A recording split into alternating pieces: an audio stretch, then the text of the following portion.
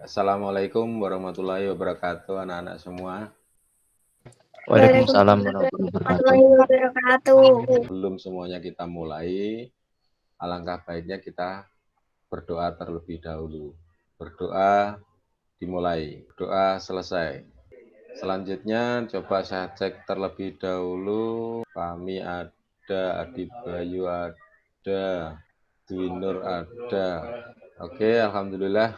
Untuk pertemuan kali ini kita akan membahas materi tentang menerapkan alur logika pemrograman komputer. Itu adalah kompetensi dasarnya dengan indikator menerapkan algoritma pemrograman dalam menyelesaikan masalah. Dengan tujuan pembelajaran di sini adalah peserta didik mampu menentukan struktur algoritma untuk memecahkan alur logika pemrograman dengan tepat. Yang kedua, peserta didik mampu memindahkan data ke dalam algoritma untuk memecahkan alur logika pemrograman komputer dengan tepat. Contoh-contoh materi ini, jika ingin membuat sesuatu, kita harus berpikir terlebih dahulu caranya bagaimana, strukturnya bagaimana, komposisinya bagaimana, seperti itu. Contoh kita mau bikin kursi, kalau mungkin di bahasa kita sehari-hari dingklik ya, kursi yang kecil aja, dingklik.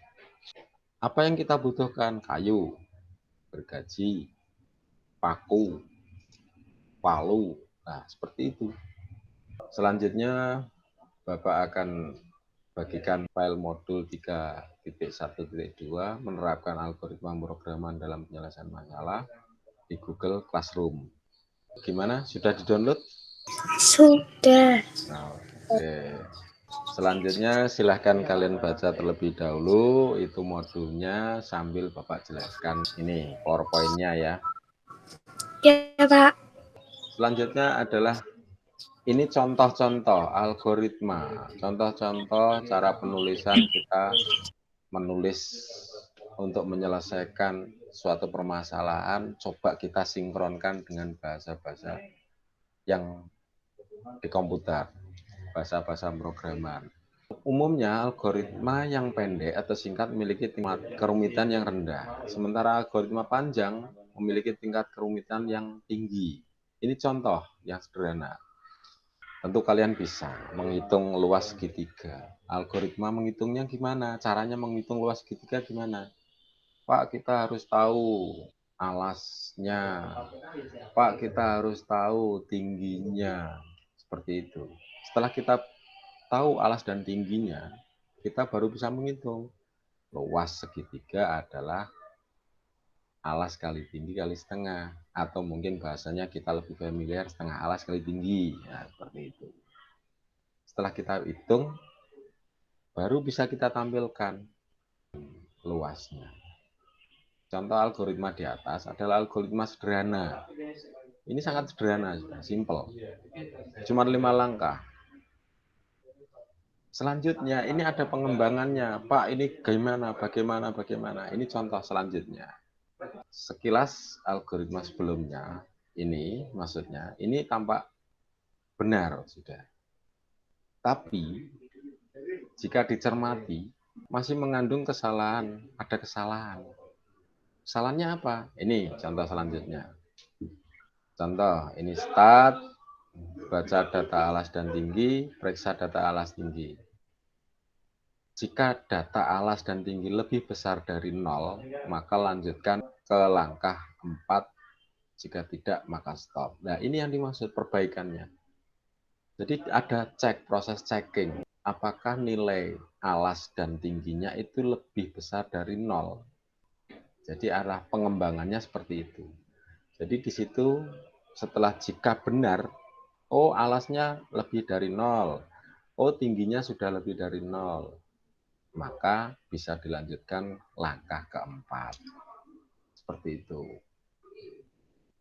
Pak, bagaimana jika alasnya sama dengan 0 atau kurang dari 0? Ya, maka harus mengulang lagi yang langkah kedua. Harus mengulang lagi langkah kedua.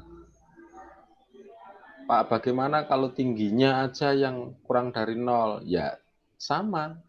Harus mengulang lagi langkah kedua. Untuk kasus ini, jika tidak maka stop. Nah, jadi jika alasnya 0 atau tingginya 0, dia stop, langsung berhenti.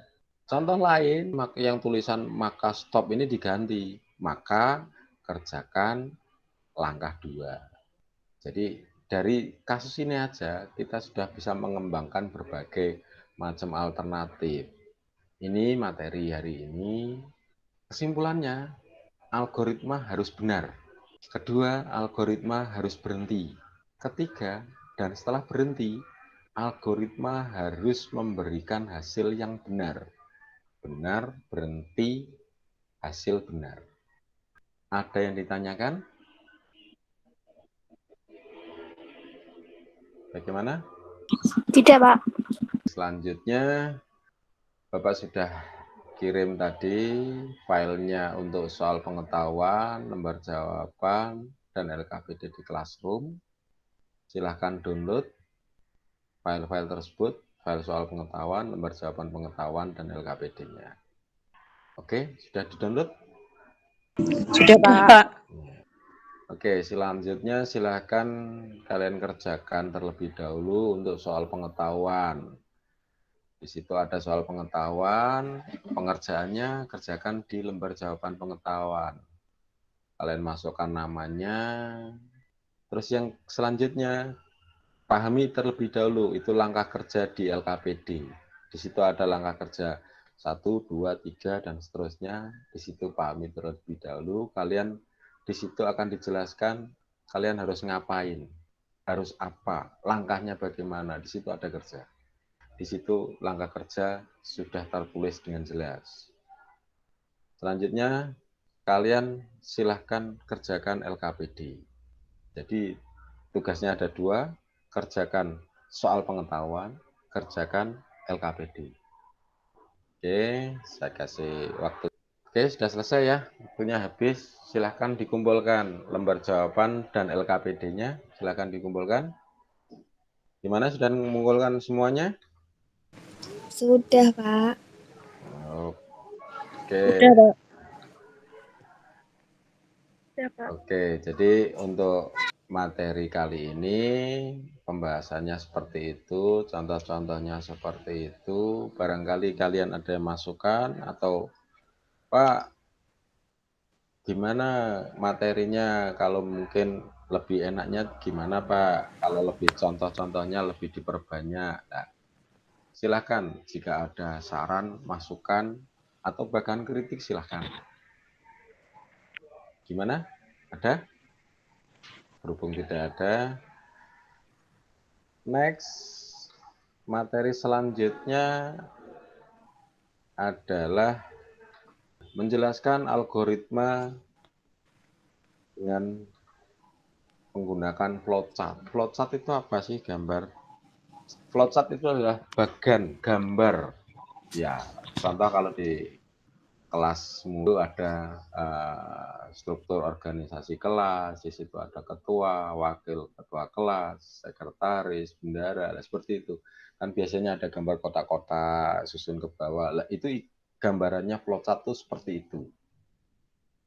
Jadi kalau yang sampai materi ini hanya sampai tulisan-tulisan, nah berhubung manusia itu lebih suka dengan gambar, makanya difasilitasi flowchart ini untuk mendesain, menyelesaikan permasalahan itu dengan flowchart. Saya rasa cukup sekian. Sebelum mengakhiri pertemuan kali ini, mari kita berdoa terlebih dahulu. Semoga kita senantiasa diberikan kesehatan, sayangi Bapak Ibu kalian, sayangi beliau, dan jangan berhenti untuk selalu belajar. Karena itu masa depan kalian. Yang menikmati juga kalian sendiri, bukan orang lain, kalian sendiri. Oke, berdoa dimulai. Selesai. Semoga sekali lagi kita selalu diberikan kesehatan jasmani, kesehatan rohani. Terima kasih atas waktunya. Kembali lagi, sayangi orang tua kalian. Oke, terima kasih. Assalamualaikum warahmatullahi wabarakatuh. Waalaikumsalam warahmatullahi wabarakatuh.